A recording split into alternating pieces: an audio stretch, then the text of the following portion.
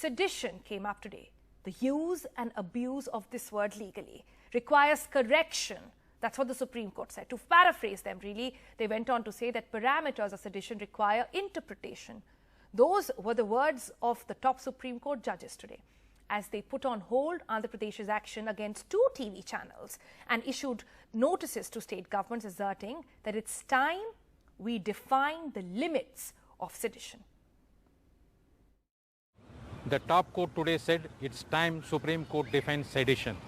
Sedition is words or acts intended to encourage people to act against the government, which has often been misused by the governments to muzzle the press and freedom of speech.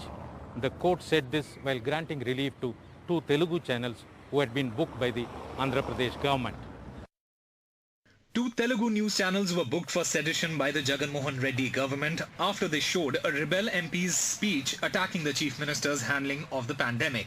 Accepting the arguments that sedition charges on news channels will have chilling effect on the freedom of speech, the court said Andhra Pradesh government's filing sedition cases against news channels is muffling the media. It is time this court defines sedition. We are of the view that provisions require interpretation, particularly on the issue of rights of press and free speech, even those that may be critical of the prevailing regime in any part of the nation.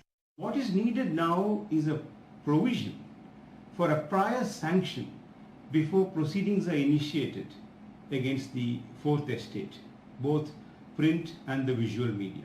The other 3 organs of state have measures to protect themselves, but the Fourth Estate is very often left to fend for themselves after the damage is done. A new database suggests surge in sedition cases.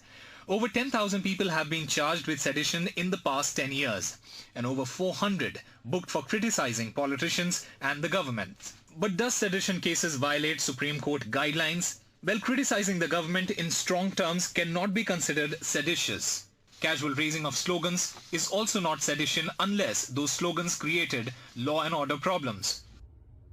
In fact, hearing another case on COVID vaccines, the judges referred to these pictures shown on NDTV among others. Justice Chandrachud said there was a picture of body being lifted and thrown into the river. I don't know whether complaint of sedition was filed against the news channel for showing it. Governments have been using sedition charges against media as a weapon. Now the Telugu channel's plea will strengthen the existing case in which the top court has sought the centre's response on the validity of sedition law on a plea by 2 journalists. In New Delhi, Arunachalam Vaidyanathan, NDTV.